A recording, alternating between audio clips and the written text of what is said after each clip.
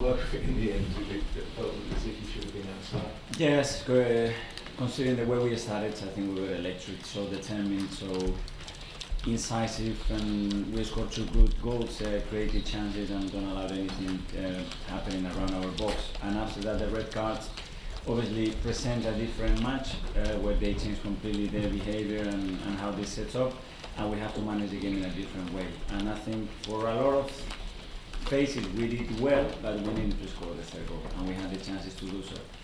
And then the accident happened when the first time that they were through a set piece, we conceded the goal, and then it's game on, and some nerves have to be handled.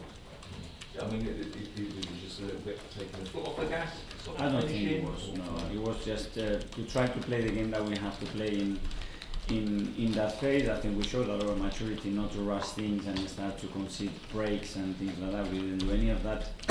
But then we didn't find the net in key moments to score the third goals and to have a different last 20 minutes probably.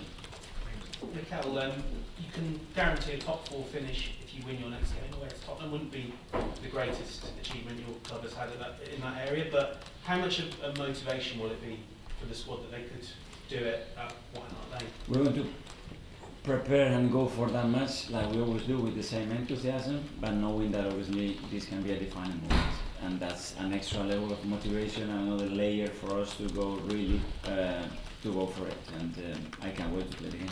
Can I ask you about Eddie? He kind of was asked on TV about his future, wasn't clear. If he decides he wants to stay, is there an offer on the table for him to stay? Eddie's doing what he's done all season, and he's been very consistent with his performance and how little he's giving away, the same as you guys are doing. Let him be, let him enjoy the moment, because he completely deserves it, and things will happen naturally. Mikel, the last couple of results haven't been necessarily convincing, but you've managed to find a way to get over the line. At this stage in the season, obviously that's all that kind of really matters, but are you almost watching this young side almost come of age at this crucial point of the season?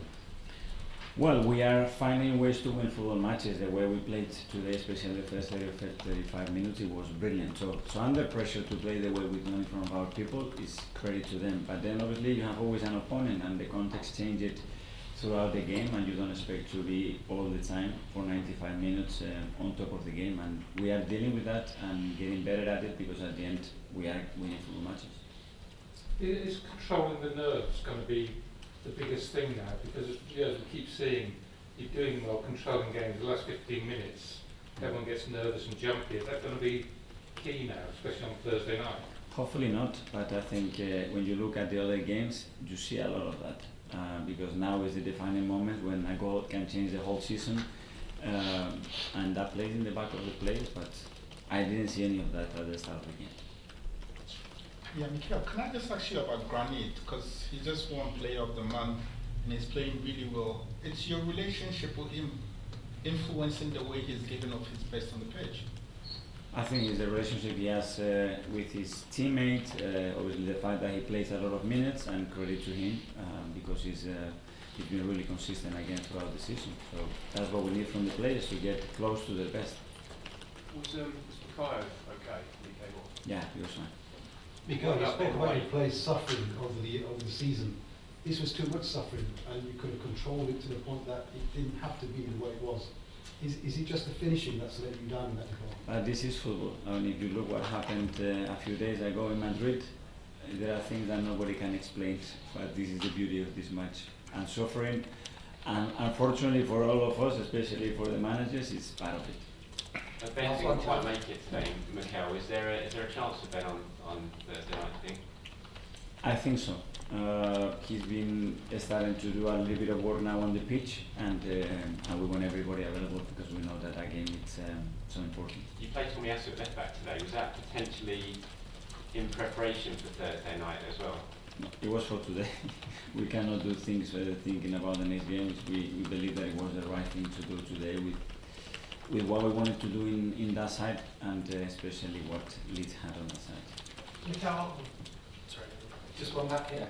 Mikel, you have had a few defeats in the trot and now 4 wins in succession. Could you just talk a little bit about the money in the camp and how good everything is at the moment? Really good, really positive, but at the same time really humble, because we know that nothing is being achieved yet, and there's still a lot of things, a lot of minutes to play to end what we want to achieve. Mikel, Albert had what looked like from the press box some quite harsh words for Nico Pepe at the final whistle.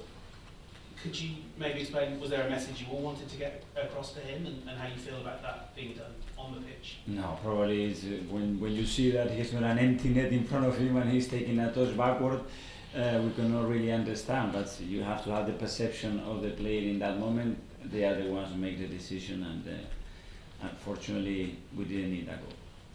Thanks everyone. Thank you.